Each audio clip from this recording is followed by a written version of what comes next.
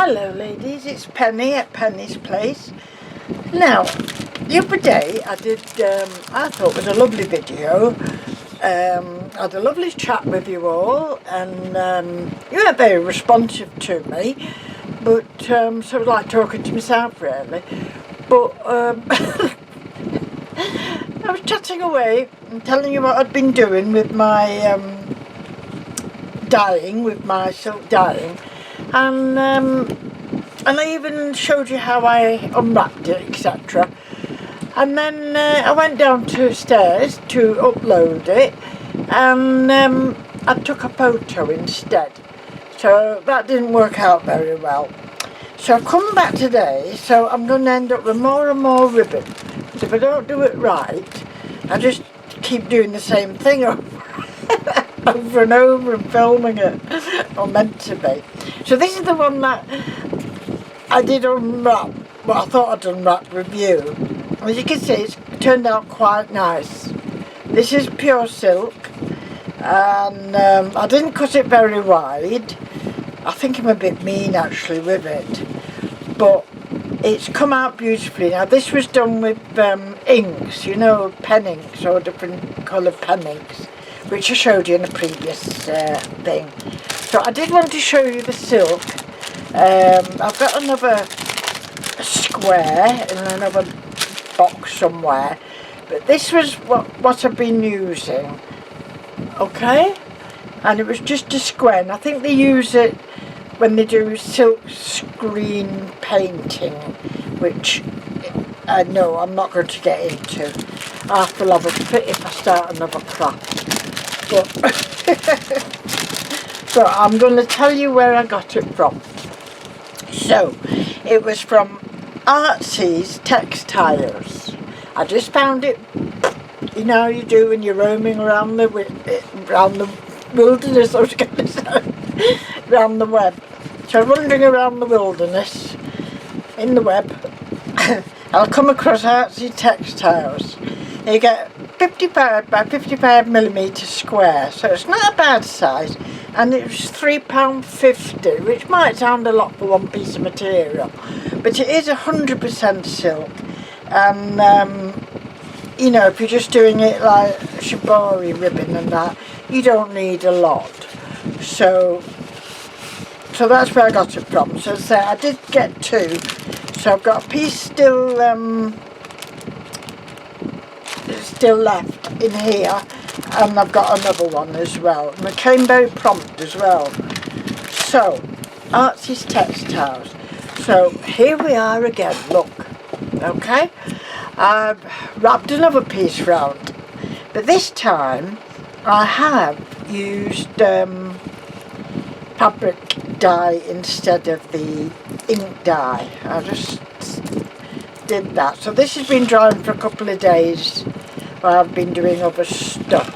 So I thought, no, on this one I will unwrap it, and we'll unwrap it together, and we'll see what happens. So I'll just get my pair of scissors somewhere so I don't take too long with you, and because you've seen me do this before, I know. And yes, I've got beautiful ribbon again. I feel like what was it, Lampoon Day or something, and it goes on and on and it's the same kind of video every time. I'll just forget. National Lampoon Day or something, I'm not sure. So we'll take the lucky band off, and we'll unravel some more string. As I said, when you got to be careful where you put your lucky band, because the dye doesn't actually go through there, so you're going to get a white spot. Now I did want it, all my others are quite deep, you know, in the colours, quite deep colours, and I did try. I thought I water this down, this fabric dye. It's I have told you the name, I think, already. Dye Flow. That's what I keep it in, an ice cream box. Oh, Dye Flow. Dynaflow, not me, Dynaflow, okay? So I've only used 2 or 3 colours, like the blue, yellow, like a pinky red colour. So, because of course as they merge into one another, they make their own colours as they go.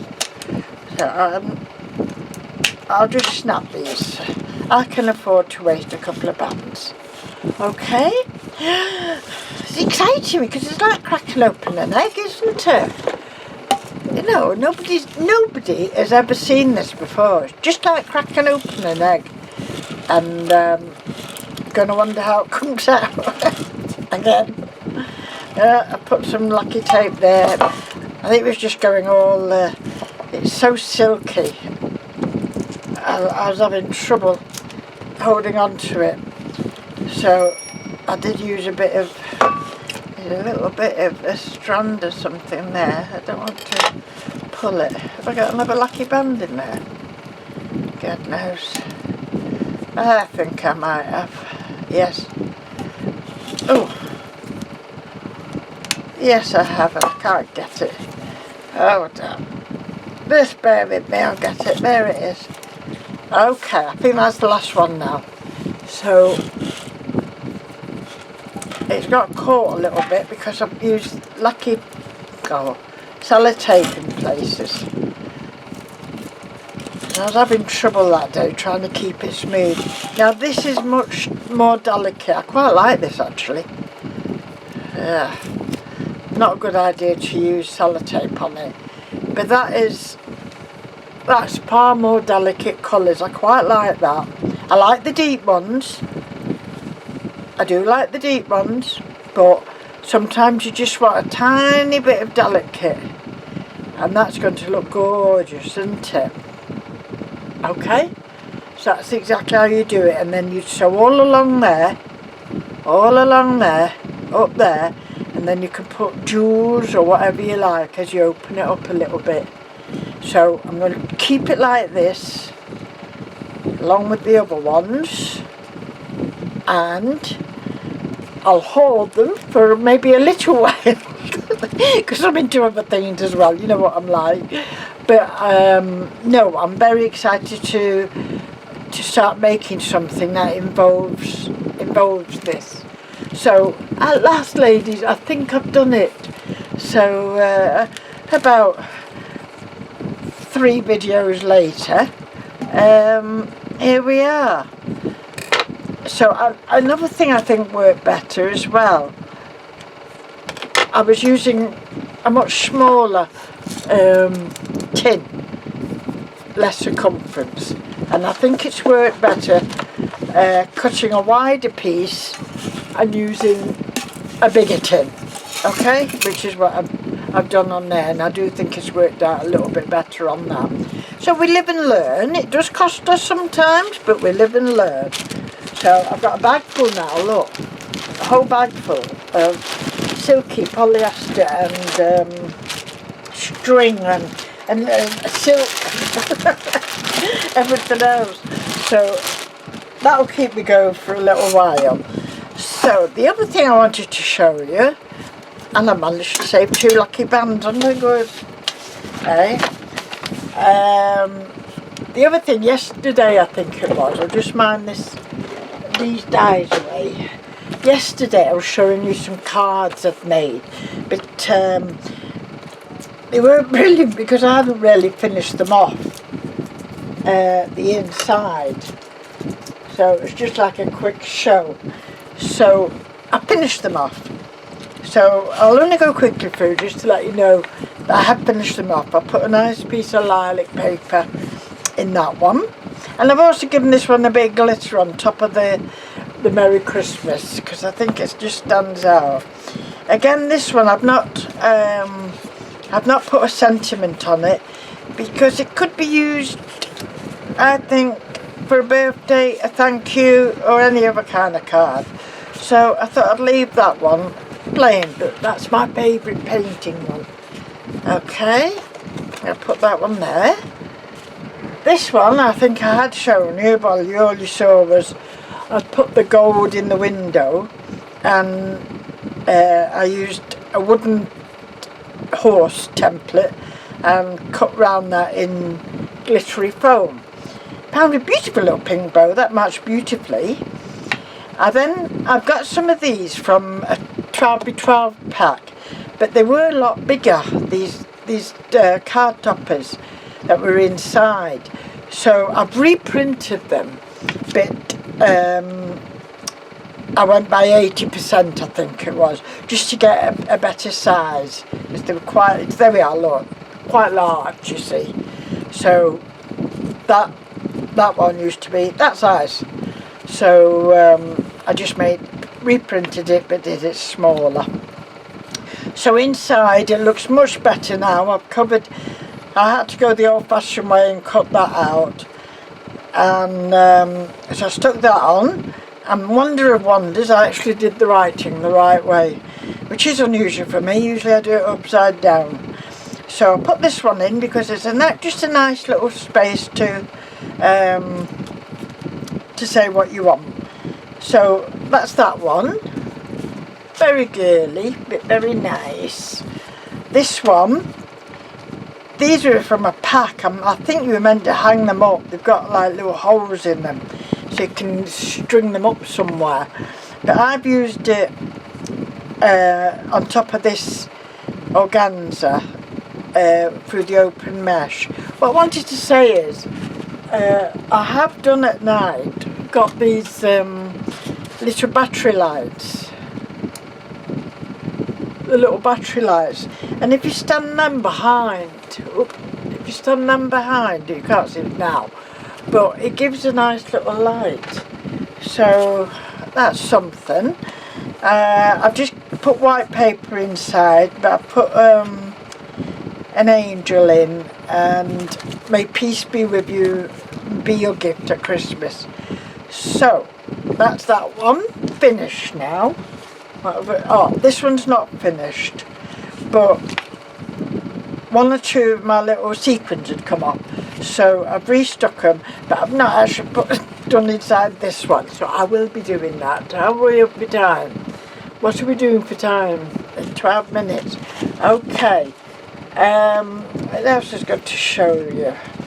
Oh yes, my next little job.